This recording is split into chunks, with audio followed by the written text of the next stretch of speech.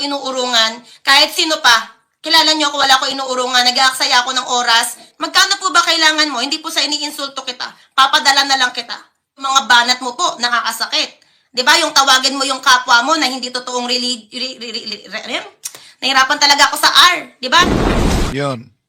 Maemosyonal na nagpaalam si Miss Michelle Japina na ayaw na daw niya akong sagutin. Tampered na, hindi ulit nananahimik ang isang Michelle Japina, duwag na, o naging tanga o bobo na para hindi ka sagutin. Kaya ko naman pong sumagot, kaya lang, alam ko yung aking, aking hangganan. Yan, si Miss Michelle Japina, siya yung unang naghahamon sa akin. Siya yung unang nag-issue sa kanyang channel. Kaya hanggang ngayon, doon pa sa kanyang channel ang mga video kaugnay. No? Mahaba yung mga pagtalakay. Kaya may mga kasalukuyang nag-request na yung mga banat niya na una siyang naghamon, siya ngayon ang nasaktan, kahit personala na. Kung maalala ninyo ito, Ang topic po ng ating live ngayon ay isang debater, okay? Debater ng Katoliko may ibinunyag na turo sa kanyang rehilyon. So, ano po ba yung kanyang rehilyon? Siyempre po, Katoliko. Debater nga siya ng Katoliko, di ba? Ayun. Debater ng Katoliko may binunyag sa kanyang rehilyon. Kilala niyo po ba to, guys? Ayan. Pa-comment naman po, ayan. Paki-comment naman po. Ayan, mawalang galang na po sa kay brother po. Ito po reaction video lamang. Wala pong personalan. Dito lang po tayo sa topic. yun, sinagot natin ito dahil kahit nga si Bro Jenry, kasama natin nag-comment na kung maari ay sasagutin daw natin. Pero, grabe yung kanyang banat, may pamimersonal na tulad nito. Masasabi pong ito'y kabobohan. Parang tanga lang po. Mawalang galang na po sa salita ko bilang isang tao. Paano ko ba masasabi ito nang hindi ko may iwasang magsabing parang tanga lang? Di ba? Parang tanga lang. Okay? Not directly. Parang tanga lang. Ibig sabihin ng parang, hindi pa po siya hindi pa po siya idinadirect na tanga lang. Yan. Kaya umano pamimersonal yon dahil may naunang parang direkta. Pero ano ito? Masasabi pong ito'y kabobohan. Yan. Ito'y kabubuhan. Hindi yon parang kabubuhan, di ba? Masasabi pong ito'y kabobohan. Parang tanga lang po. Mawalang galang na po sa... At kahit na yung GCash ni Father Darwin sa channel, binanatan din niya. Sana po kumita ka ng malaki. Sabihin mo lang po kung kulang pa yung revenue mo. At ito nga po pala, nagtataka lamang po ako, bakit ba yung mga kasamahan mo ay may nakalagay na GCash? Dali Ayan nakasulat dito, nagpa-flash, nakikita nyo mga kaibigan. Ayan Salamat sa patuloy nyo pagsubaybay sa amin. Abangan ng sa aming programa kung saan ay meron na kayong matututunan. Ayan ay nag-i-enjoy pa kayo para mas lalong saliksikin ang aral ng Katoliko ayon sa opisyal na turo nito. Tapos nakalagay dito, WhatsApp. May number. Kita nyo? Susunod, GCash number. GCash number. Ayan. Ayan. Ito'y ating tatalakayin sa pagkakataong ito, mga kapatid. Samahan niyo. Kasinungalingan, pag palaging inulit-ulit ay magmukha talaga ng katuhanan para sa ating mga kapatid na kulang ang kaalaman. Ang pagkadaya ay maranasan sa iba't ibang paraan. Pero napakasakit pag madaya tayo sa pananampalataya. Dahil nanganib pati ang ating kaluluwa. Viva Cristo Rey! Pro Dio et Ecclesia! Kumusta? Welcome. Ito ang iyong lingkod, Brindel Talibong, muling magkasama ninyo sa pagkakataong ito. At Inanyayahan natin ang ating mga suking taga-subaybay. Huwag kalimutang pindutin ang like. Huwag din kalimutang mag-subscribe kung bago ka lang at pindutin ang bell button para updated kayo, mag-comment at i-share ninyo. Siya na ang unang naghamon na ipaabot ninyo ito kay brother. Sagutin. Magsagutan tayo. No, yan. Kaya may mga nagpadala ng mensahe sa atin at nag-request na sagutin talaga. At sa kasalukuyan, kahit nagsabi siyang, ayaw na niya akong sagutin, pero nagpatuloy pa yung mga video na sa channel niya. Acknowledge muna natin ang mga suking taga-subaybay na pumasok sa ating live streaming. Si RG Diapino diyan sa Villanueva, Misamis Oriental. Si Tammy Rosario, si Saint Francis Javier, si RG Diapino, si Sandik, si Tammy Balisario, Jesus for Servant, si Darking, through behind Barking ba o Darking? Yes, INC yan si Japina. Si Mama Ningning, si St. Francis Javier, no?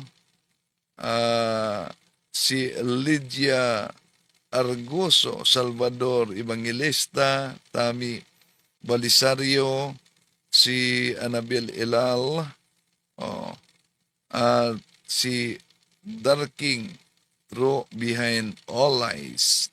Welcome sa ating live streaming. Bago tayo papasok sa punto por punto,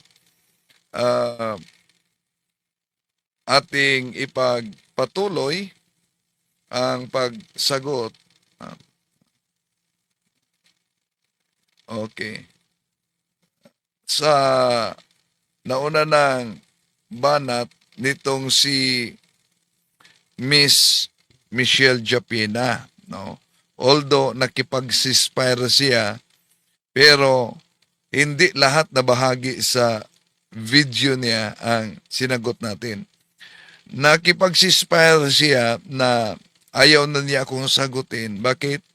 Dahil hindi tuloy-tuloy daw sa buong video niya ang sinagot ko. Kundi bahagi lang at marami na umano na sinagot ko. Kaya sabi niya, sana kumita ka sa pagsagot mo sa akin. At alala ninyo, siya yung unang naghamon. Siya yung unang nanawagan, ipaabot ninyo ito kay brother, na sinagot ko siya. Yeah, pinakinggan talaga natin yung video niya. Kaya sinagot natin. At sa pagsagot natin, yon, kahit meron ng halong pamimersonal siya mismo, may halong pamimersonal na siya mismo ang nasaktan. Bakit daw siya ang nasaktan? Kaya nga, sabi niya, magkaano ka? Wala ko inuurungan. Kahit sino pa. Kilala niyo ako, wala ko inuurungan. Nag-aaksaya ako ng oras. Magkano po ba kailangan mo? Hindi po sa iniinsulto kita. Papadala na lang kita. Mga banat mo po, nakakasakit.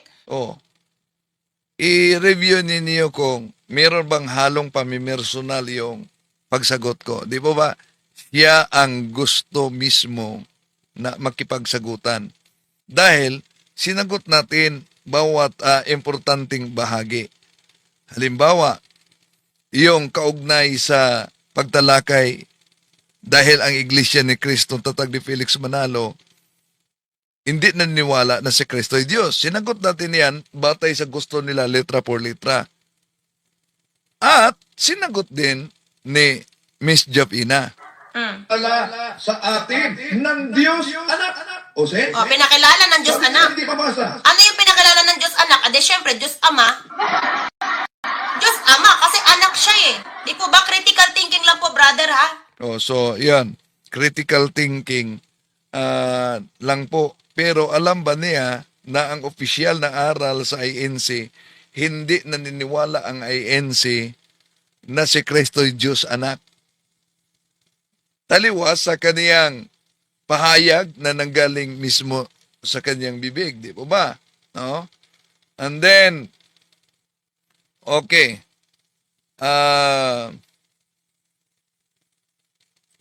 Ito ang bagong yung video niya, no, na sabi niya kilala ba umano ako. Ang topic po ng ating live ngayon ay isang debater, okay? Debater ng Katoliko may ibinunyag na turo sa kanyang rehilyon. So, ano po ba yung kanyang rehilyon? Siyempre po, Katoliko. Debater nga siya ng Katoliko, di ba? Ayun.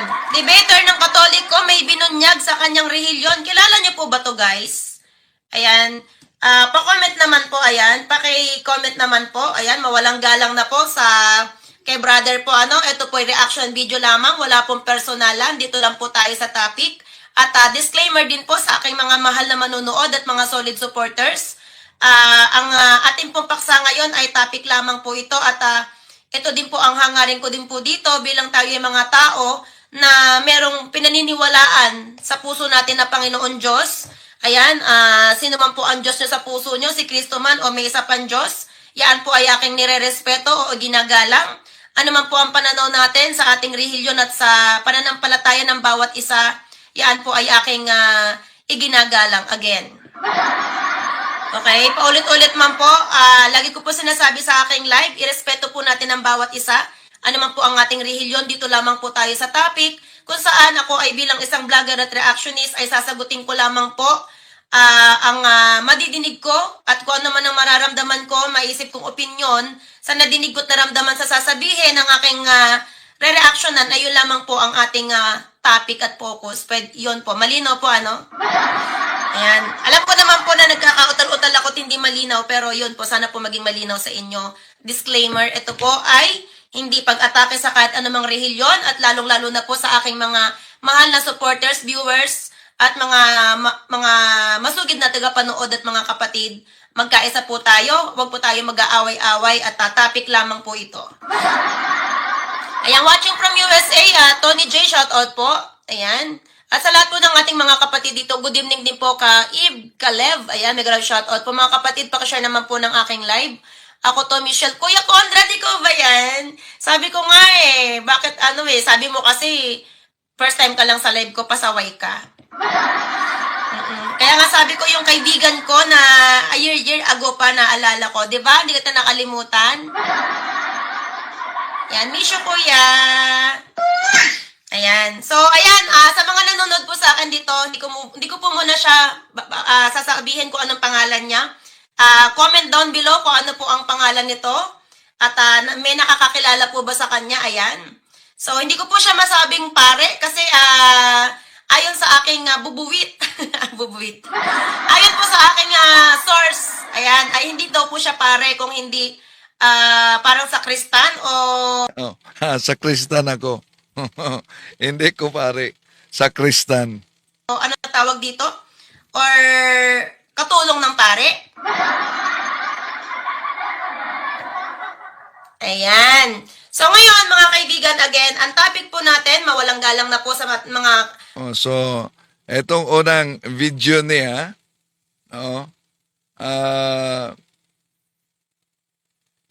di pa niya ako pinangalanan dito.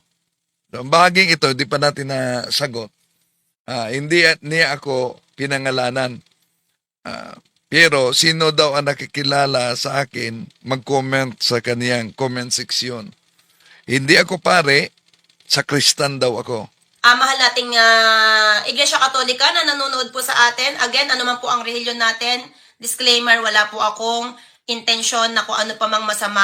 Topic lamang po ito bilang isang manunood po at sabihin po natin na isang INC at lagi nilang inaatake ang INC, sinisiraan. So, again, sabi ko nga po, sa atin naman po, Yan ang problema sa kanila. No? Magaling talaga sila sa mga propaganda. Bakit? Sila ang palaging umaatake sa pananampalatayang Katoliko gamit itong mga iba't ibang aklat Katoliko na pinagputol-putol ng kanilang mga ministro. Kaya, yon ating inilantad kung ano ang kanilang ginagamit sa mga aklat na ito. Pagkatapos,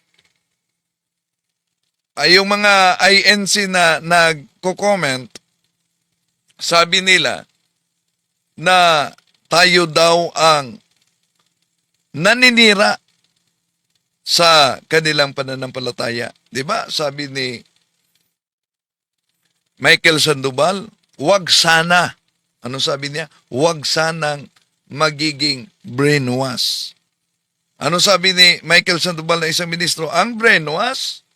Ay, yun bang?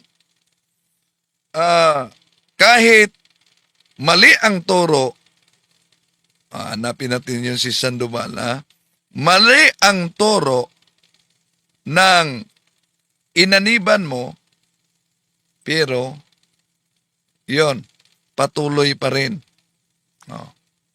na sinundan. Yon ang tawag niya brainwash. Saan ba yon? Ito, ang sabi ni Sandoval, cognized brainwash. Alam niyo, madaling makilala yung brainwash eh. Pag sinabi pong brainwash, sarado ang isip, yung maling ginagawa nung kanyang tagapangaral o mangangaral, hindi niya makita. So, okay. Tuloy natin. Si Miss Japina, no? Tuloy natin. nasa atin po ang desisyon kung saan tayo maniniwala at papanig na rehilyon at tayo din naman po ang magdadala niyan pagdating ng paghuhukom, ano? Ayan, Ka-Fine, shoutout. Totoo. Yan, kaya tandaan natin, isang bisis lang tayo dadaan sa mundong ito. Ang pagkadaya sa pananampalataya ay naranasan na ng karamihan. At alam niyo ba, napakahirap at napakasakit pag madaya tayo sa pananampalataya dahil kaluluwa natin ang mananagot diyan. No? Okay, tuloy natin. Po. Ayan, good evening, watching from local ng Paco, Manila. Mega love shoutout. So, lokal ng Paco sa INC yan. No? Okay, tuloy natin. Po Kanora, pakishare naman po ang ating live. So, ayan. Tatalakayin po natin dahil po dito ay dinibate po niya, o nireactionan po niya ang ating kapatid na vlogger na si Munting Kaalaman. Ayan, shoutout po kay Bro Munting Kaalaman. Yan ang si Munting Kaalaman ay isa ding Iglesia ni Cristo na kaanib sa tatag ni Felix Manalo. Ayan. So, dinibati po niya or niribat niya si Munting Kaalaman. At ako naman po sa mga kapatid natin, for your information, dahil ito na nga yung naumpisahan kong content at nagtatanggol tayo sa ating kahalalan, ay naghanap ako ng mga, sino pa ba ang mga tumira at mga patuloy na naninira po sa ating pananampalataya. So, dito naman po kay brother, mawalang galang na po, with all due respect, okay? Ito po, again, ay reaction video lamang at kung anong masabi ko dito, tulad mo, isang vlogger ka din, mapapari ka man, ano man ang iyong profesyon, ako sabihin mo man na ano man ang profession ko, lahat tayo ay may karapatan na sumagot, okay? Na tawag dito, makipag-agrumento po ba yon or sumagot sa kung ano yung ating, ay na lang. hay na lang. So, sumagot kung ano yung ating hay na lang. Okay. Dami ko sinasabi. Disclaimer again sa mga nag-comment din po sa akin. Shoutout sa inyong lahat. Doon sa nag-comment sa akin, dalawa lang naman po sila. About po sa Bilbia o Rehilyon daw po. Ayan, disclaimer po. Ako po kasi ay matagal na dito sa Japan. At ang aking pong gamit na pananalita sa araw-araw ay Japanese. Ayan, sana po'y maintindihan nyo kung bali-baligtad ang aking pagtatagalog. At minsan nga po hindi ko na masabi dahil halos nagka-amnesia na po ako dahil sa magto 20 years na po ako dito sa Japan. Sige, kaya mo yan. Ayan. Kayo man po ang gumamit ng salita ng ibang bansa araw-araw ay pagtanong nyo po sa iba, talaga makakalimutan nyo po yung ating sariling, Sariling bansa, makalimutan na din. salita kahit gustuhin man natin Etong bahaging video na ito ni Japina, hindi ko pa ito nasagot ngayon pa lang. huwag pero nakakakalimot po talaga. So ayan, umpisahan na po natin. Ito po ang paksa natin ngayon ay about po sa kulto, okay? Ang pinagtatalunan po nila ay about sa kulto. At bakit ba nandiyan sa thumbnail natin na etong si brother ay merong ibinunyag sa kanyang sariling relihiyon o religious na lang, religious. Sama na kayo. Iba yung Oh, religious. English na lang natin ha, religious. Okay, sa religious. Iba din okay? yung relihiyon. Relihiyon. Tama ba guys? Relihiyon. O yung Bilbia ay Bible na lang. Kasi nga po, bulol ako at bali-baligtad pa. Patawarin nyo na po ako at pagpasensyahan, okay? Ay, na lang. So, ito na nga po yun. Ayan, pakinggan po natin. Papakinig ko po sa inyo yung kanilang naging debate about sa... Hindi yan debate. Reaction lang. Iba yung debate dahil ang pagdebate may moderator talaga. Reaction sa pahayag ni Munting Kaalaman na sabi niya, sabi ni Munting Kaalaman, kung maalala ninyo, sinabi kasi niya, hindi masama ang pagiging kulto. Yan ang dahilan kung bakit sinagot natin si Munting Kaalaman. Bakit? Dahil taliwas ito sa pahayag ni Cesar Sinita na isang INC din. Kung saan palaging tinira niya ang simbahang Katoliko, tayo, ako daw ay tunay na kulto. Yun ang sabi ni Cesar Sinita. Ang Katoliko daw ay kulto. Kaya, nag-react tayo kay Munting Kaalaman na isang Iglesia ni Cristo dahil siya mismo ang nagsabi, hindi masama ang pagiging kulto. tawag dito sa...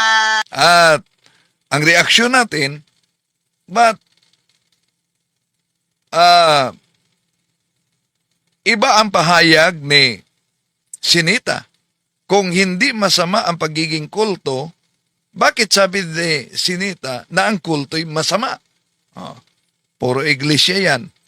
kulto daw po, di umano. Ayan, Artiano Vlog, shoutout po. Kami dito sa lokal ng Buenlag Distrito ng Paniki. Shoutout po sa mga kapatid natin dyan sa Buenlag, Paniki. Ayan, Artenia Vlog. Ayan. And again po, disclaimer bali-baligtad man po ang aking salita at Tagalog. Pagpasensyahan nyo na po. Ayan, okay lang. Atakihin tayo, sanay na tayo sa pag-uusig. Ayan. Yun. Okay lang atakihin, sanay na sila sa pag-uusig. Baliktad. Ang INC, sanay ng mang-uusig sa simbahang Katoliko. Pero, kahit nga sa kanilang pandoktrina, mga aklat Katoliko ang ginagamit at pinagputol-putol. Pero, napakinggan nyo ba sa mga ministro na, halimbawa, merong halos kapariho yung Pilipinista na tatag ni Gregorio Aglipay 1902. Una pa yun sa Iglesia ni Cristo, 1914. Pero, may nasaksihan ba kayo? May nakita ba kayo? May narinig ba kayo na yung mga ministro ng INC ay tinira yung Pilipinista na tatag ni Gregorio Aglipay? Hindi. Katoliko talaga ang kanilang paborito. Doon nabubuhay ang INC sa panahon pa ni Felix Manalo. Oh. Sa kanilang mga programa, sa kanilang mga pagpupulong. Yon. Kaya mga ministro at mga nag-aaral sa pagkaministro, dapat meron. Kung makita ninyo sa mga uploaded video na sa mga bago pa lang, yung mga aklat katoliko na pinagputol-putol na klarong-klaro ang deception talaga dahil kahit pahayag ng ministro, gusto nilang ipalitaw pahayag ng pare na nagsulat sa aklat. Halimbawa, itong aklat na ito, ang Iglesia ni Cristo at iba't ibang siktang protestante ni Father Juan Trinidad, ito ay kadalasang ginagamit kahit sa debate sa mga ministro. Pero kung wala kayong kopya nito, delikado talagang madaya dahil imagine, ito otoridad katoliko nagsasabi, ang simbahang katoliko, ang Santa Iglesia Apostolika Katolika Romana, hindi galing kay Kristo. Malinaw yan, pahina 24. Pahina 25. Pero simulan sa 24. Kanino niyang pahayag? Pahayag yan ng ministro na sinagot ng pare. Kaya sabi ng pare, hindi totoo ang sinabi ng ministro. Okay, tuloy natin, mga kapatid. Nilapastangan tayo sa pagsamba, magdidilim din ang kalangitan. Ayan. Karali Yuzon, shout out po. Karali Yanzon pala. Ayan. Nora Canlas, good evening, watching from Paco, Manila. Ayan. Aha. Shout out po. Shout out. So ito na nga po, mga kapatid at mga kababayan, mga kaibigan, pakinggan po natin. Panindigan sa kaanib ng INC, Iglesia ni Cristo Tatag ni Felix Manalo, na di daw masama, ang tawagin sila, kulto. Sinasabihan tayo ng napakarami na kulto. No? Kulto daw ang Iglesia ni Cristo. Para maisin ko lang ang kulto, hindi po masama. Ayan, ang unang pinakita niya si Munting Kaalaman. Di ba? Sabi ni Munting Kaalaman, ang kulto ay hindi masama.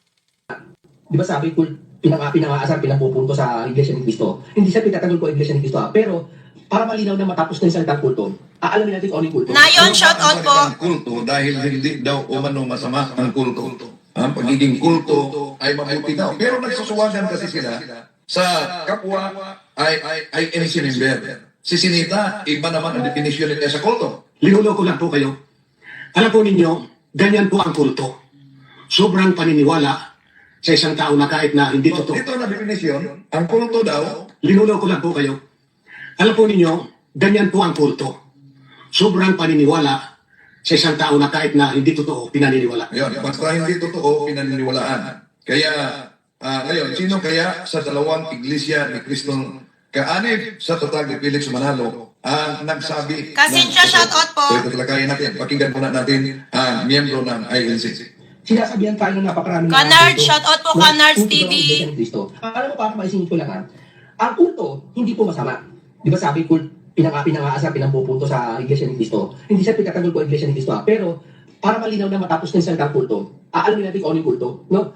Ang kulto pala, hindi pala masama. Dito lang pala sa Pilipinas may mga hawak na kandila, may mga apoy, mga insenso. Yun, umano ang kulto. Basta may Yung kulto, may hawak na kandila dito lang sa Pilipinas. hawak na kandila, may apoy, may insinso, yun ang kulto. Saan kaya yan? Na definisyon niya na yun ang kulto. Oh, di ba? Yung pala yung bansag doon, pero ang kulto pala hindi masama. Ito, ang salitang kulto ay may iba't ibang kahulugan. Depende sa konteksto na ito ang ilang mga posibleng kahulugan. Number one, kahulugan sa relihiyon. Yung may kulto kulto, isang grupo o sekta na may sariling pananampalataya o doktrina na kadalasan tinuturing na hindi pangkaraniwan o hindi sumusunod sa mga tradisyonal na pananampalataya. Ipagpalagay na natin. Di ba? Ito pala ang isang kulto. Yung kulto hindi sumusunod sa tradisyonal na pananampalataya. No. Ang tanong, kayo ba sa INC, sumusunod ba kayo ng tradisyonal na pananampalataya? Iyon ang definisyon ni Munting Kaalaman, ang kulto ay hindi sumusunod sa tradisyonal na pananampalataya. So kung ang definisyon ng kulto ay hindi sumusunod sa tradisyonal na pananampalataya, ang tanong, ang INC ba sumusunod ng tradisyonal na pananampalataya? may sariling pananampalataya. So ang kulto ay may sariling pananampalataya. Yan pa. O, tama naman po, di ba? Ang kulto may sariling pananampalataya. Ako po in my opinion, mula nang pinanganak ako, para sa akin, ang kulto, yun yung mga napapanood natin sa TV. Ay, para sa akin to, So, sa kanya naman na side, yun ang definition niya sa kulto. Napapanood sa TV. Ibig po sabihin, basta napapanood sa TV, halimbawa may nanonood sa iyo ngayon sa TV. Magiging kulto na ba? in my opinion. Basta yun ang kanyang opinion. Ang kulto, yung napapanood sa TV. Sa akin sa pag-iisip ko, namulat ako mula nung bata ako, ang kulto na nakikita natin ay yung mga nakadamit ng puti na nakabelo. Nako, yung nakadamit ng puti, di po ba sa Santa Sina ng INC nakadamit kayo ng puti? Di po ba sa panahon ng baptism ng INC nakadamit kayo ng puti? At meron silang leader din na may mga parang, alam niyo yun, yung parang mga, ano tawag doon guys sa Tagalog, yung anting-anting. At pag Yung mga anting-anting sa Tagalog. Pero ang INC, meron silang medalya ni Felix Manalo. May medalya sila. Ang tanong, dahil ang mga kaanib ng INC o mga ministro, gusto nila letra por letra. Halimbawa, ang pag-antanda ng cross, ang rosaryo, ginagamit ba daw umano yun, mabasa ba umano na sa Biblia na ang mga apostol ng ating Panginoon Jesucristo ay gumagamit ng ganyan. Ay di ibalik natin sa kanila. Di ba? Meron kayong medalya. Medalya ni Felix Manalo. So, mabasa ba din na ginagamit yan ng mga apostol, di ba? Okay, sandali hanapin natin yung medalya ni Felix Manalo. Pagka makita natin dito. Ito. Ito. Medalya talaga, Ito. Medalya ni Felix Manalo. Sa Pasugo Magazine, nakasulat nila yan. Ito ang Pasugo Magazine. Katulad din naman ng larawan ng medalya ni kapatid na Manalo. Hindi lahat na paggawa ng larawan ang ipinagkakasala ng Diyos. Iyan ay nasa pinag-uukulan ng larawan. So, alam pala nila na hindi lahat na larawan Diyos-Diyosan. Dahil sa medalya ni Felix Manalo, may larawan. Okay, tuloy natin si Miss Javina. Sinabi nga, di ba may nababalita pa nga po sa telebisyon na sinunog yung ina? Dahil inutos nga daw po nung kanilang pinuno na yung ina nila ay parang inakusahang demonyo o ano paman, ay kailangan sunugin para nang sa gayon ay maligtas sila. So yung pong mga ganong klase ng mga samahan ay talagang matatawag na samahan ng demonyo. Ayan. Kasi yung leader ba naman, ipasunog yung ina at kung ano pa man yung sabihin dun sa anak, ay binrainwash siya sa maling paniniwala. Yun po ang matatawag na kulto. Yun. Brainwash sa maling paniniwala. Lalo na yung sabi ni, balikan natin si Sandoval. Alam niyo, madaling makilala yung brainwash Pag sinabi pong brainwash, sarado ang isip, yung maling ginagawa nung kanyang tagapangaral o mangangaral, hindi niya makita. Ngayon, ang brainwash. Ngayon, di talaga nila nakita na mula pa noong naitatag ni Felix Manalo ang INC, Katoliko na ang palaging paksa ng mga ministro nila gamit ang iba't ibang aklat. At kung ating sasagutin sila, ang kanilang dipinsa, sila ang sinisiraan daw. Okay, tuloy natin. Sa Google nga po, pagka ginugol natin, what is cult? What is cult? Google natin what is cult? Para sa kaalaman ng mga nakakarami. At may bahagi dito sa kanyang video na sinabi niya ako daw, tinawag ko daw sila na kulto. Wala ka namang marinig dyan na tinawag ko kayong kulto. Nag-react lang ako sa pahayag ni Munting Kaalaman na sinabi niyang hindi masama ang kulto. At taliwa sa pahayag ni Sinita na ang kulto ay masama talaga. Tuloy natin. O, what is cult? Yan. O, sabi dito, ayan na, sabi dito, ang kulto ay, a cult is typically defined as a small, often creative group Iba naman ang definition ni St. Francis Xavier sa comment section. Sabi niya, ang kulto daw, Yakult. Okay, tuloy natin. group with charismatic leader. Ano yun? Unorthodox belief. Ang hirap naman ng English nito. Unorthodox. Unorthodox, ibig sabihin, nasa kamalian. Oh. Unorthodox beliefs. Ano po ba unorthodox sa mga magaling mag-English dyan? Oh, so, tulungan nyo. Ano ang unorthodox daw? Ang orthodox na ibig sabihin, tamang aral. Orthodox yan.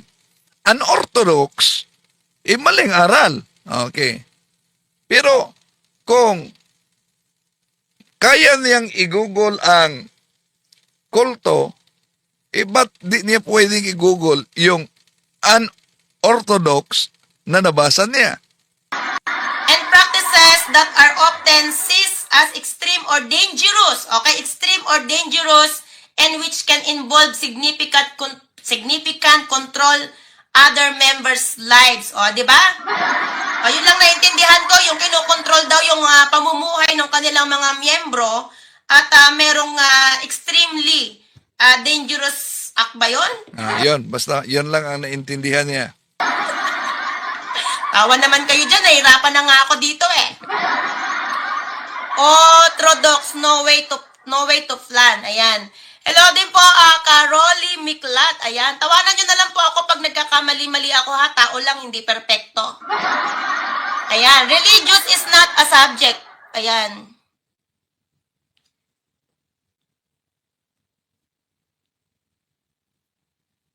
Kaya na yan, nagbasa pa siya.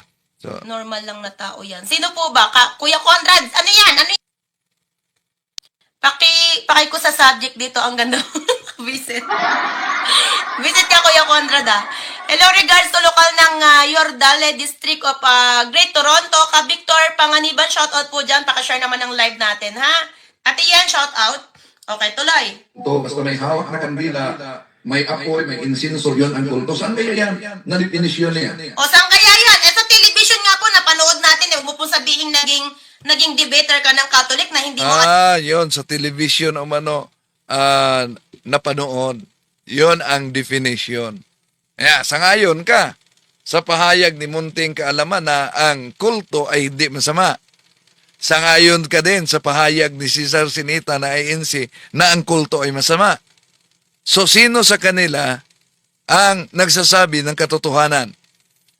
Saan kapapanig kay Munting Kaalaman na nagsabing ang kulto ay hindi masama o kay Sinita na nagsasabing masama ang kulto? Aber, tuloy natin. Alam ang kulto. Okay, ako po brother, hindi po ako galit. Ganito lang talaga ako manalita dahil Bulakenya ako. Sabi na naman ng mga basher ko. Oh, so hindi talaga siya galit. Pero iba ito. Ito, Wala ko inuurungan. Kahit sino pa. Kilala niyo ako, wala ko inuurungan. Nag-aaksaya ako ng oras. Magkano po ba kailangan mo? Hindi po sa iniinsulto kita. Papadala na lang kita. Mga banat mo po, nakakasakit. oh, yan. Mga banat ko daw nakakasakit. Sinagot lang natin. Wala naman akong pamimersonal. Sila naman ang namimersonal. Di ba? Okay, tuloy natin. Oy, galit ka, Japina? Hindi po. Nagpapaliwanag lang po. Na yun ang kulto. Oh, di ba? Yung pala yung bansag doon, pero ang kulto pala hindi masama. Ito, ang salitang kulto ay may iba't ibang kahulugan. Depende sa konteksto. Narito ang ilang mga posibleng kahulugan. Number one, Ang salitang kulto daw ay may iba't ibang kahulugan. Oh, yun. Ang salitang kulto ay may iba't ibang kahulugan. Okay, brother, hindi po sinabi ng brother namin sa INC na isa lang ang kahulugan. May iba't ibang kahulugan. Oh, so, sangayon ka sa kanyang pahayag na hindi masama ang kulto. How about naman sa pahayag ni Sinita na ang kulto ay napakasama? Okay, tuloy natin. Ibig sabihin ko, ano man yung kahulugan niya na nadinig mo dyan, syempre, pagbubulaanan mo po yan dahil kadibate mo nga siya, di ba? Hindi yan kadebate, kundi nag-react lang sa pahayag. Gaya mo, di ba? Tinawag niya ang kanyang sarili, ano daw? Reactionist. Oh, reactionist. Oh. Ano definition ng reactionist? So, tuloy natin siya.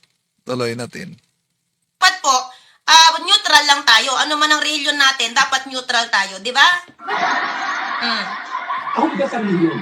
Kaya, yung may kulto kulto, isang grupo o sekta na may sariling pananampalataya o doktrina na kadalasan tinuturing na hindi pangkaraniwan o hindi sumusunod sa mga tradisyonal na pananampalataya. O, Hindi sumusunod sa tradisyonal na pananampalataya, yon ang kulto. hindi pang karaniwan, okay? Hindi pangkaraniwan, hindi sumusunod sa tradisyonal na pananampalataya. Kaya, ang dapat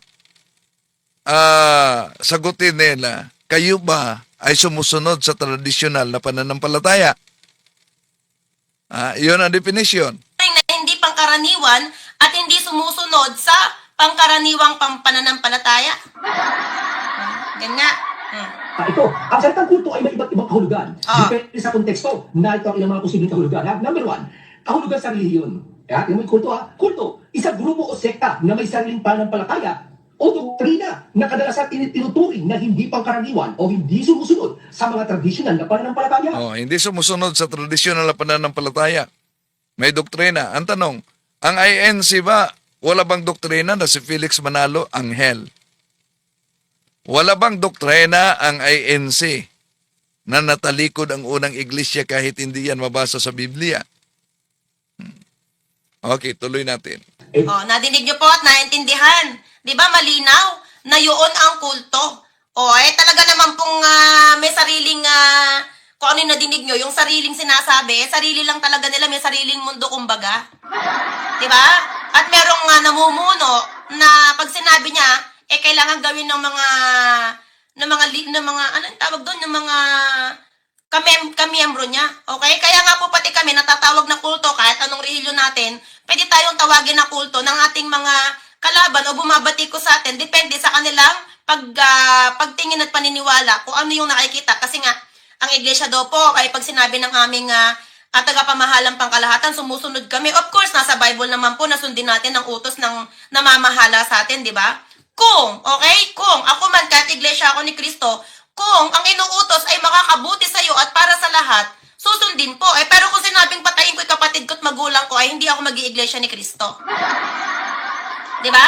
Kasi ayoko ding matawag na kulto kaya nga ako nag-iglesia ni Kristo sa pananampalataya at paniniwala ko na ito yung tamang aral, ito yung tamang relihiyon at Yun lang ang paniniwala, tamang aral at tamang relihiyon. Sige nga.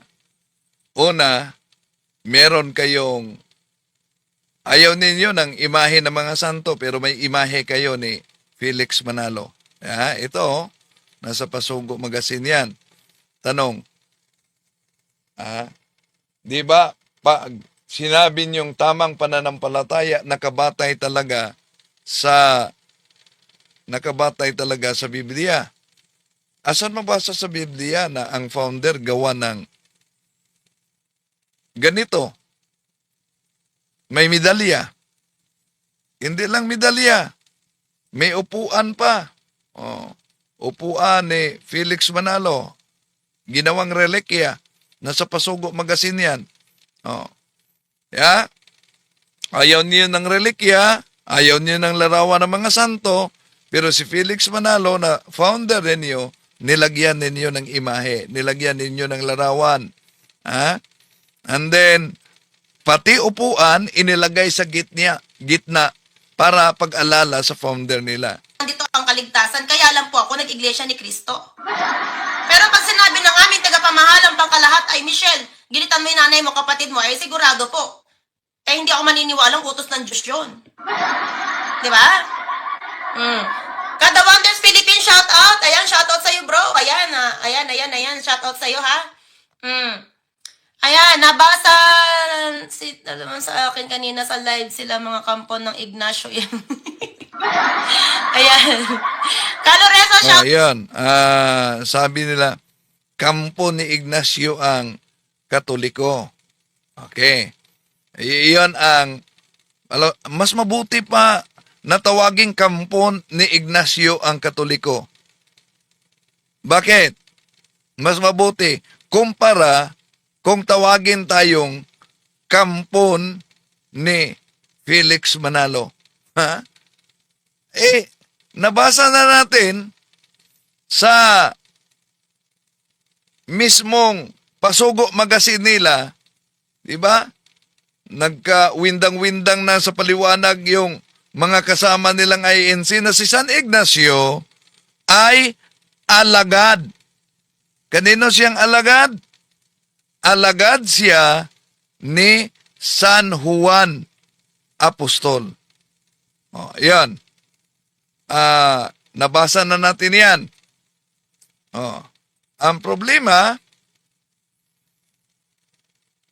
tinanong natin yung mga INC, sige nga, kung si San Ignacio ay hindi alagad ni San Juan, kanino siyang alagad? Yan ang problema nila dahil nakasulat yan sa Pasugo Magazine. May kotisyon sila. Tuloy natin. Shout out po, and Franco de la Cruz, shout out din po. Ipagpalit din natin.